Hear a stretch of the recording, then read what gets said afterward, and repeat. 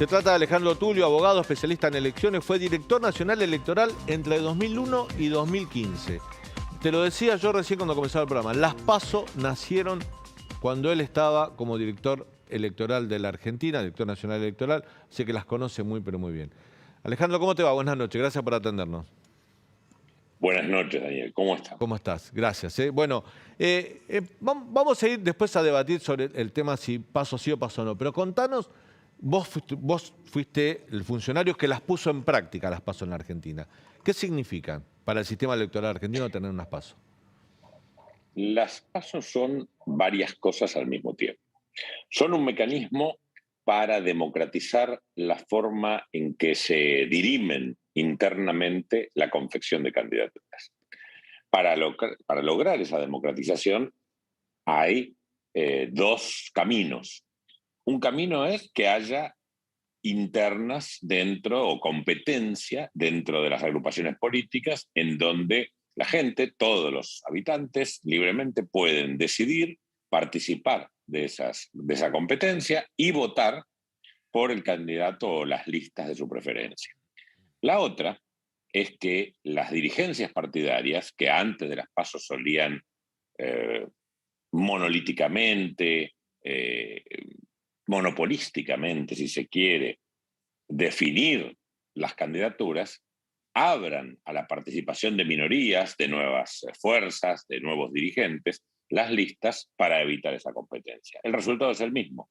Se abre, se renueva, se oxigena, porque el Estado le garantiza a cualquier grupo de afiliados que tenga una representatividad mínima que la ley establece, la posibilidad de competir con logística estatal, con campañas a cargo del Estado también y con la organización y el arbitraje sobre las elecciones por parte de la justicia electoral.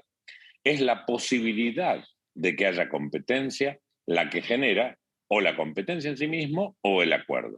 El resultado fue que en estos 10 años hubo una mayor circulación de dirigentes, una mayor renovación de las bancas legislativas que en la experiencia anterior, confirmando que el objetivo de morigerar el impacto de lo que llamamos técnicamente las oligarquías partidarias, las dirigencias partidarias, se ha logrado. Además, las primarias son una forma en que toda la ciudadanía se va preparando para la votación, escogiendo en la elección primaria las candidaturas y a los partidos de su preferencia. Pero si esos partidos no llegasen al 1,5% de los votos en esa primaria, ya no pueden participar de la elección. Se reduce la oferta electoral, pero se reduce bajo un mecanismo democrático, y en la elección general quedan solamente compitiendo aquellos que tienen la posibilidad de alcanzar el mínimo de votos para tener bancas legislativas. Esto Alejandro, es... digo, una cosa que los que quieren el proyecto de ley para derogar las PASO manifiestan que no cumplen el objetivo para el cual estaba pensado, ¿no? Dicen, no son utilizadas. A mí me parece que los oficialismos no utilizan las PASO, pero después, digamos, Cambiemos nació gracias a las PASO. O sea, ha sido utilizada por espacios políticos en la Argentina. Sí, por supuesto, ha sido utilizada por espacios políticos. Recordemos las elecciones de 2021. Había un panorama totalmente peligroso por la existencia de una emergencia sanitaria que realmente hubiera justificado la posibilidad de suspender las PASO. Sin embargo, la política en general, ¿qué decidió? Decidió postergar las PASO, pero no suspenderlas. Claro. Quiere decir, ese acuerdo en esa ley que se votó para postergar las PASO en la Cámara de Diputados fue casi unánime. Creo que 5 votos nada más faltaron para que fuera unánime. ¿Qué cambió en un año, un poco más de un año, para que lo que fue casi unánime ahora, una representación importante de partidos, quieran modificarlas? Cambió que los que utilizaron el mecanismo de la competencia o del acuerdo democratizador de las PASO tuvieron una mejor performance electoral. Entonces, eso desafía a las autoridades partidarias que quieren volver a la situación anterior o que proponen volver a la situación anterior y ser los únicos dueños de la lapicera, como se dice en la jerga política. Ahora, Alejandro, también las PASO genera un incentivo para que los candidatos políticos jueguen dentro de grandes coaliciones. Por ejemplo, en la última elección vimos el caso de López Murphy, que jugó dentro de Juntos por el Cambio y no con una lista aparte y diferenciada. Si vemos el mapa regional de las elecciones presidenciales en América Latina, por ejemplo, tenemos dos casos, Perú-Chile, en los cuales no existen PASO y hubo fragmentación del voto en primera vuelta. Lo que sucedió es que pasaron a segunda vuelta con muy pocos votos, candidatos polarizados en el extremo, es decir, extremistas, y que los congresos que generaron esas primeras vueltas, ninguno de los dos que pasaron a segunda vuelta tenía mayoría en el Congreso, es decir, tornaba la gobernabilidad más complicada. Si se eliminan las PASO en Argentina, ¿ese escenario puede darse? Perfectamente explicado el segundo objetivo de las elecciones primarias, que es tender a la concentración del voto. Se ha puesto ese umbral del 1,5% de los votos precisamente para generar incentivos para las alianzas y que haya acuerdos que permitan escenarios de gobernabilidad mayor.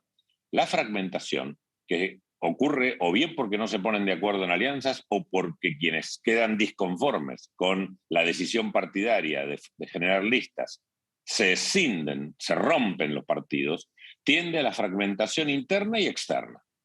Y eso también conspira contra la gobernabilidad. Por eso las PASO son un mecanismo democratizador por las razones que expliqué primero. Y dador de gobernabilidad por las razones que vos explicaste, poniendo ejemplos además que están muy bien escogidos. Alejandro, ¿vos pensás que esta idea de anular las PASO o de derogar las PASOs tiene que ver con una cuestión de conveniencia política, por una crisis de identidad o de representatividad que tiene el Frente de Todo, el oficialismo? Yo no encuentro otro argumento que no pueda ser ese. A ver, yo creo que siempre hay un componente en toda decisión sobre el sistema electoral, aquí en Gran Bretaña, en Dinamarca o en cualquier sitio, hay una cuestión de conveniencia política y eso es legítimo. El problema está en cuando esa conveniencia no le conviene al conjunto del sistema, sino a una parte del sistema. Mm. Y efectivamente, tal vez lo que impulse esto es generar en las oposiciones fuerzas centrífugas que impidan la concentración de votos, sabiendo que en Argentina históricamente ha habido excepciones, pero históricamente el peronismo aisladamente tiene un piso de votos muy alto. Entonces, si se generan fuerzas centrífugas que conspiren contra la unidad de los opositores, esto beneficia a quien se le atribuye la expectativa de voto mayor. Pero esto puede fallar. Puede fallar por muchas razones. Puede fallar porque no es así, la gente vote distinto, en disconformidad con los gobiernos, sea cual fuere, o puede fallar porque las coaliciones, la coalición opositora en este momento, tenga una madurez y una voluntad de sobreponerse a cualquier obstáculo legal que le pongan y asegurar la subsistencia de la alianza, aunque cambie el mecanismo de dirimir las diferencias internas. Desde el Por punto supuesto que es más fácil, más legítimo y, y más democrático hacerlo con las actuales reglas de juego. Eso te quería preguntar, Alejandro, desde el punto de vista técnico, ¿está bien modificar las reglas de la competencia electoral a pocos meses de una elección presidencial? Todavía estamos en el año no electoral, pero estamos entrando en noviembre, el último mes de sesiones parlamentarias, esto con toda la furia, si se llegara a los votos, si se pudiera transitar el mecanismo de discusión parlamentaria, estaría con media sanción recién en noviembre o acelerando mucho recién en diciembre tendrían una ley modificatoria de esto. O sea, prácticamente estamos empezando el año electoral con nuevas reglas de juego, pero además no nuevas reglas que facilitan el camino hacia las elecciones, no nuevas reglas que modifican algún aspecto menor o formal, nuevas reglas que nada más ni nada menos incorporan una cantidad de esfuerzos, obligaciones y necesidades financieras que los partidos no han considerado porque no han requerido en los últimos 11 años. Entonces, me parece que estamos frente a una situación que no cambia las reglas, rompe las reglas. Alejandro, la última te quiero hacer es respecto al costo. Uno de los argumentos que tienen aquellos que quieren derogar las PASO es que son caras. Digamos, ¿son tan caras como dicen las PASO para el Estado? ¿Es una erogación muy grande? Las PASO cuestan mucho dinero, las PASO son una elección, pero ¿Cuesta igual las según PASO que la hoy elección leí, general? Digamos, cuesta más o menos lo mismo, cuesta claro. más o menos lo mismo. Pero, de todas maneras, lo que hoy leí es que, a ver, cuestan lo mismo que la elección general. No significa que de los 55.000 millones que están previstos para las elecciones cuesten exactamente la mitad. En realidad, cuestan un poquito menos de la mitad porque está previsto el balotaje en esa zona. Pero de Claro. todas maneras es mucho dinero. Sin embargo, según lo que hoy leí del ministro del Interior, los que abogan en forma principal por derogar o suprimir las PASO son los gobernadores, y muchos de ellos están hablando de que si no ocurre, o en cualquier caso, desdoblar las elecciones. Desdoblar las elecciones también cuesta el doble. Por lo tanto, me parece que las conductas no se condicen con los dichos en aquellos que están alegando la cuestión financiera. Es muy interesante esto que plantea Alejandro Tulio, porque es cierto, los gobernadores, si pegan su elección a la elección nacional, también hay un ahorro de dinero, pero en principio estamos en el preámbulo de quizás un desdoblamiento general de elecciones el año que viene. O sea que es muy interesante lo que plantea Alejandro Tulio, porque dicen una cosa, pero cuando el aporte que hacen para gastar menos no es el que están con sus ideas de desdoblar elecciones, no sería coherente. Y cuando uno mira quienes quieren derogar las PASO son los que votaron en contra de la boleta única, por ejemplo. Y ahí también hay una contradicción, porque la boleta única también es ahorrar dinero. Sí, yo diría, para resumir todas las posiciones, es que las PASO son un mecanismo perfectible. Ya no es tiempo, pero se podría tranquilamente haber transitado un camino de reformas que mejore su desempeño, que mejore sus prestaciones, que transforme algunos aspectos de las elecciones primarias. Ya no se actuó a tiempo, entonces la solución no puede ser peor.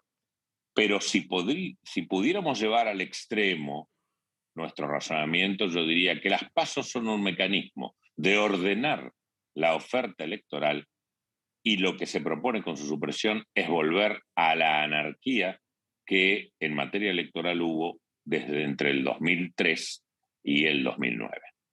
Alejandro, muchas gracias por este contacto con el canal de la ciudad. Siempre muy útil hablar con vos de estos temas. No, ha sido un gusto. Buenas Gracias. noches.